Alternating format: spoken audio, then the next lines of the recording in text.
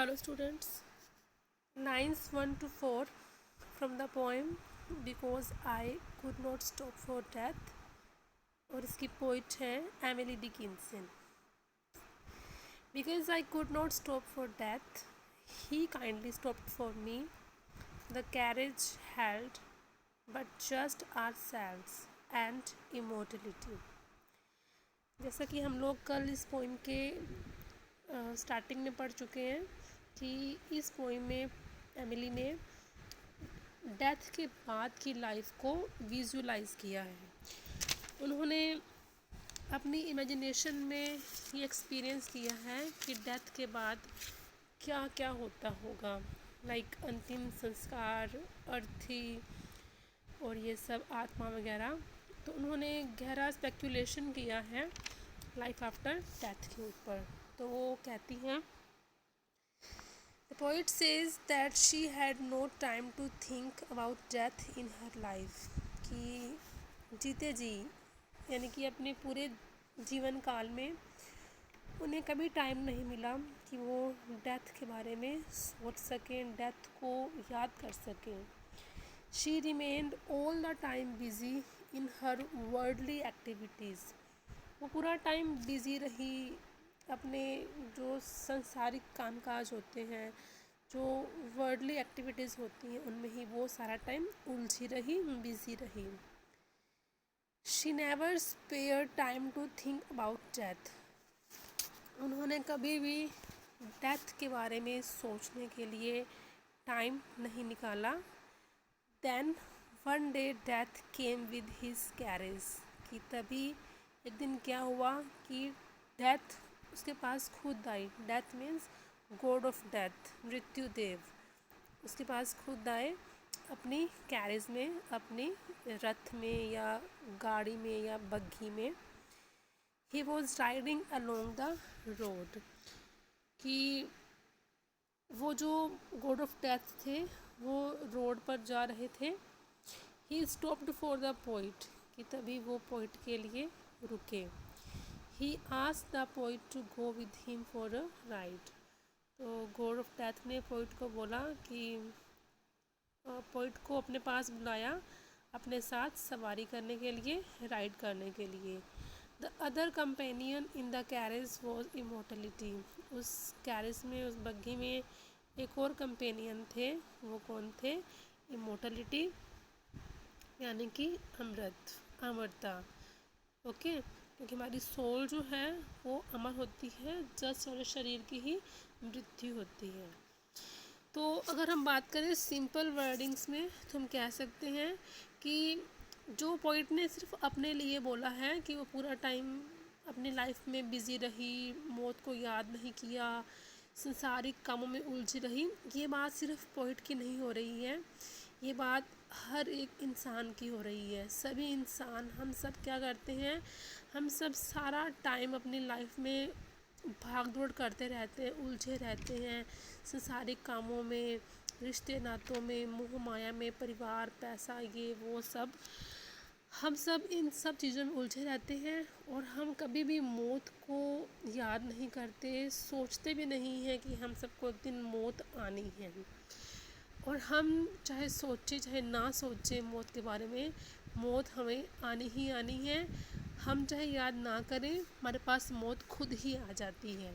ठीक है, तो जो वो इसमें बोला गया है कि गॉड ऑफ डेथ आए थे पोइट के पास अपनी कैरेज में। तो यानी कि जब डेथ होती है तो वो जो कैरेज है वो सिंबल है, कल भी आया था। वो कैरेज सिंबल किसका है? अर्थी का। कि हमें उस अर्थी पर जाना ही पड़ता है इस जीवन रूपी यात्रा को ख़त्म करने के बाद। ठीक है, लेकिन डेथ ही हमारा अंत नहीं है। Death is not the end. इस धरती पे लाइफ ख़त्म होने के बाद भी दूसरे लोक में, परलोक में एक और जीवन है जो कि आत्मा के लिए होता है और वो जीवन अमर होता है। क्योंकि हमारी आत्मा अमर होती है तो वो लाइफ भी जो हेवन में है, परलोक में है, वो लाइफ भी अमर होती है, वहाँ पे डेथ नहीं होती, वहाँ पे डेथ की कंसेप्ट नहीं होती है। ओके, सो नेक्स्ट स्टैंडर्ड देखिए, lines 5 to 8।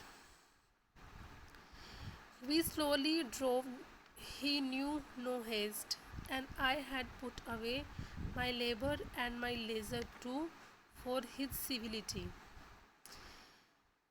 The poet starts her imaginative ride with death. Poet की जो इमेजिनेटिव राइड है डेथ के साथ, गॉड ऑफ डेथ के साथ, वो अब शुरू हो चुकी है। मतलब जब पोइट इमेजिन कर रही है कि वो मर चुकी है और उसकी अंतिम यात्रा जा रही है, वो उसकी अंतिम यात्रा अब शुरू हो चुकी है। और उस अंतिम यात्रा में उसके साथ कौन है? गॉड ऑफ डेथ, और एक और पैसेंजर कौन है? Immortality. She says that death, death यानी कि द ड्राइवर और the lover drove his carriage slowly. वो कहती हैं कि जो गॉड ऑफ डेथ है, जिसको यहाँ पे पोइट ने उस गाड़ी का ड्राइवर और लवर भी बोला है, वो अपनी उस गाड़ी को बहुत ही धीरे धीरे चला रहे थे। He was in no haste, उन्हें कोई जल्दी नहीं थी। The poet put away all her activities, poet ने भी अपने सारे काम धंधे छोड़ दिए। कि जब यानी कि जब इंसान मरता है तो उसके सारे काम काज, बिजनेस, प्रॉपर्टी, परिवार, रिश्ते सब यहीं पे छूट जाते हैं। तो वही पॉइंट कह रही है कि जब उसको वो गॉड ऑफ डेथ लेने के लिए आए तो उसके सारे काम काज वहीं के वहीं धरे के धरे रह गए। She abandoned all her labour and leisure of life. Labour and leisure means सुख दुख, कि उसका सारा सुख दुख, उसकी लाइफ के जितने भी टेंशन्स थी, खुशियाँ थी, हैप्पीनेस थे, सोरोस थे, वो सब भी वहीं नीचे धरती पर ही छूट गए। Death was very civil and courteous to the poet. God of death poet के प्रति बहुत ही सिविल, जेंटल और हम्बल थे, विनम्र और पोलाइट थे। He gave her a ride in his carriage, उन्होंने पोइट को अपनी कैरेज में एक राइड दी, राइड के लिए बुलाया। Therefore the poet gave up all her activities in order to accompany death, इसलिए पोइट ने अपनी सारी एक्टिविटीज़, अपनी सारी वर्ल्डली एक्टिविटीज़ को छोड़ दिया डेथ के साथ चलने के लिए। मतलब कि हर इंसान को मौत एक्सेप्ट करनी ही पड़ती है, हम मौत को टाल नहीं सकते, और हमें अपने सारे काम काज सब कुछ ही धरती पर ही छोड़कर जाना पड़ता है उसी एक पल में जब मौत आई होती है।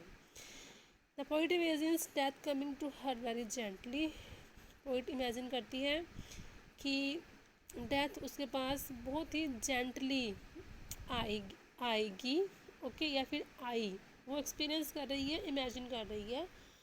She accepts the fact of death very calmly, poet ने डेथ की सच्चाई को बहुत ही शांति से, बहुत ही पीसफुली, कामली एक्सेप्ट कर लिया है। There is no pain associated with the thought of death, कि पोइट को लगता है कि डेथ के थॉट के साथ कोई दर्द, कोई तकलीफ़, कोई डर या फिर कोई एंग्जाइटी नहीं जुड़ी होती। यानी कि आमतौर पर हम लोग मौत का ख्याल आते ही डर जाते हैं, हमें एक एंग्जाइटी सी और एक डर सा लगता रहता है मौत को सोच कर। बट पोइट के केस में ऐसा नहीं है, उसने डेथ को बहुत ही कामली और बहुत ही पीसफुली एक्सेप्ट किया है। और पोइट के अकॉर्डिंग डेथ के थॉट के साथ, इस फैक्ट ऑफ डेथ के साथ पोइट के लिए एटलीस्ट कोई भी पेन या एंग्जाइटी या फियर एसोसिएटेड नहीं है। सो स्टूडेंट्स, ये थे हमारे आज के first 2 stanzas of the poem because I could not stop for death by Emily Dickinson. बाकी के नेक्स्ट स्टैंजास हम कल कंटिन्यू करेंगे। That's it.